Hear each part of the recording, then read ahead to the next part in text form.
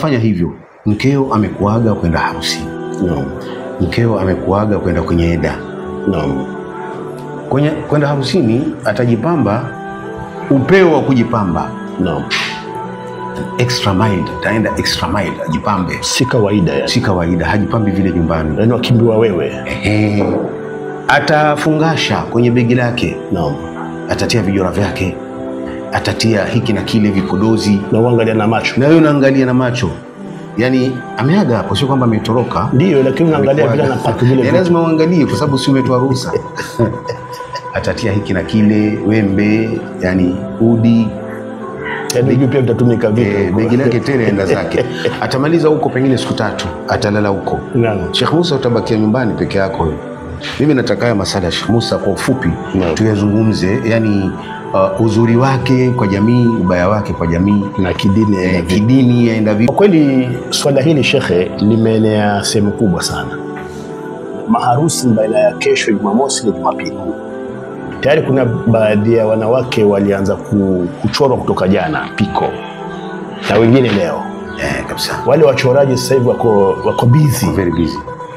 Yani haya ni maandalizi ya harusi. Harusi za weekend.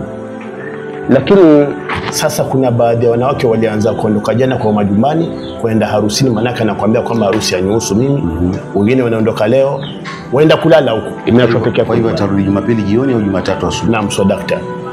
Na anaenda kulala shekhe, si kwamba anaenda kukesha, yuenda kulala. Yani ikifika saa 5 amechoka atalala. Lakini amekuacha pale nyumbani, wewe hujapikiwa, hujafanywa lolote, amekuacha peke yako. Yani mume ana huduma za kufanyiwa. Naam. Lakini hatozipata kwa wakati ule. Kwa sababu bibi hayuko. Yani bimaana ameambiwa na bibi yake vumilia. Mimi naenda. Basi siku 2 siku 3. Na ukiangalia ukija pale kwenye kujipamba shekhe, ndio kwamba mwanamke amejipamba, ambapo wanawake wengi baadhi kwa hawajipamba wakiwa pale na nyumba na mumewe, ambapo ndio wajibu. Ajipambe kwa sababu ya mumewe. Lakini tuulizane Sheikh Makidudu, mimi na wewe, kule kujipamba wakati anaokotokota vile vitu pale na nyumba anatia kwenye bag mpaka nguo za ndani, unaangalia na macho Sheikh? Ndio, lazima uangalie. Umetoa ruhusa. Alafu ukiangalia amechora mpaka mwenye makopi kila mahali Sheikh, mdomo yani vile umependeza kama umependeza bibi harusi. Sasa ule uzuri aenda kuonyesha nani kula harusini Sheikh? Mimi na wewe tunaangalia swala hili. Ndio swali ambalo kwamba limeshangaza ulimwengu, kwa sababu wenyewe ukiulizwa wanakuambia kila mwanamke amejipamba. Sasa mimi nikienda hivi nitaonekana vipi na nani au wanawake wenzangu?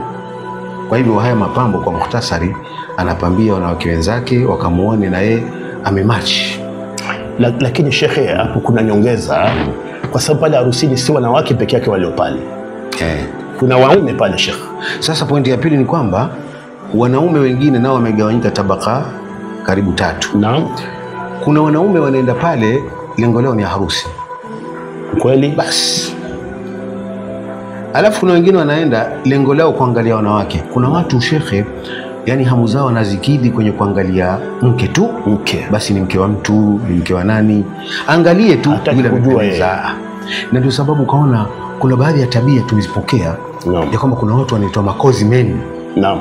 Makozi meni ni tabia imeenea kwa wanaume kuchungulia wanawake kwenye nyumba zao usiku. Basi ni usiku, ni mchana, kwenye madirisha. Amwangalie tu alivyo. Huyu raha yake nini huyu? Sasa ni ugonjwa, wengine wako hivyo. Naam. Kwa hivyo wengine wanaenda pale kutafaraji, kufarijika na kuangalia sura za watu, maumbile na nini katu. Yani amejifenua ule uso yani, na amevalia rinda ambalo ana hijabu, rinda ambalo la harusi. La harusi, ana hijabu ana lolote. Kwa hivyo yeye hajui, lakini kuna wanaume wamekuja kufarijika na yeye, kwa sababu waume wako very sharp on women kabisa. Manake mwanamume akipita mwanamke tayari wajua shamcalculate kabisa, amemuona kila mahali paka yani kila mahali ameona, na yeye afikiria hajaonekana. Wanaume wako very sharp, wako very sharp. Kwa hivyo sasa wanaume aina hii, naam, hata mwanamke akijitetea kwamba mimi napamba kwa sababu ya harusi, kwa sababu ya wanawake wenzangu, haiko kwenye holi, ni manjara. Sasa wanaume wanaangalia wewe, itakuwa umejipamba kwa ajili ya wanaume wanakuangalia. Kwa sababu wajua, siku moja nilisikia master of ceremony anasema ukienda harusini bwana, pale hakuna bibi ya mtu. Ni kweli. Unajua maana yake hiyo? Kwa sababu mwanamke amejileta. Naam. Na dalili ya kwamba amejileta, amejipamba upeo wa kujipamba. Hajipambi nyumbani kwa sababu ya mumewe. Kwa hivyo hakuna mke wa mtu pale, hakuna mume wa mtu. Kila mmoja anaweza kuchukua tu. Tena akaongeza akasema bibi ya mtu ama mke wa mtu yuko nyumbani amelala na mumewe. Sadaqta. Na mume ambaye ni yule sahihi yuko nyumbani amelala na mkewe. Lakini hapa sote Sheikh ni usiku wakati anatangaza kwamba hapa hakuna bibi ya mtu wala hakuna mume wa mtu. Kwa hivyo watu wajumalie. Sasa kulingana na vile bibi amejipamba Sheikh na matangazo haya, sababu vinafanana, wajua. Vinafanana. Na ni kweli katika masala yale Sheikh, baadaye waweza kuona watu wamesimama wawili. Usiku. Hakuna khairi hapo. Moja kwa moja. Hakuna Sheikh. Kama ni disco limezimwa, na kama naendelea, lakini shughuli zingine zinaendelea vile vile. Kwa hivyo tunasema kwamba Sheikh, yani unasema mkeo akienda kule harusini hakuna usalama. Moja kwa moja Sheikh. Yeye atakwambia mke ajichunga mwenyewe. Hapana, mke anachungwa na mwanamume. Ndio ile arijalu kawamuna ala nisa. Ile hapo Sheikh. Kwambia harusi ya nyumbani, na mimi nimeingia nyumbani nimelala. Tuliamua tuwachunge Sheikh hawa. Tutajuaje kama umeenda kulala? Ile bano na kule na master of ceremony alisema kwamba hakuna mke wa mtu wala mume wa mtu. Sasa bi maana mkeo akikuaga akikuacha huku nyumbani, naam, wewe ni uwe na mara mbili.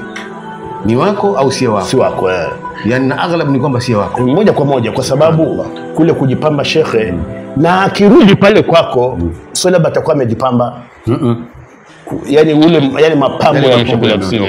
Atakuja pale nyumbani hana wanja, hana mabilingi, wala hana mashauza au mkonyoza, hana lolote. Paka rangi ya mdomo pia imeoshwa.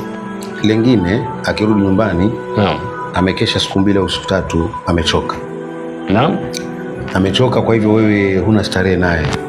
Amechoka. Sasa sauti pia imekufa. Sauti pia imekufa kwa kuimba, amechoka. Amepata nyimbo. La pili, ana stress. Naam. Stress ya nini? Pesa zimeisha. Alikuwa na biashara yake ya kuuza barafu. Ana biashara yake, amekusanya zote, amenunua hivyo vitu vya barafu, anauza tomato, amenunua nguo, na zile zilizomuongezea pia hazitoshi.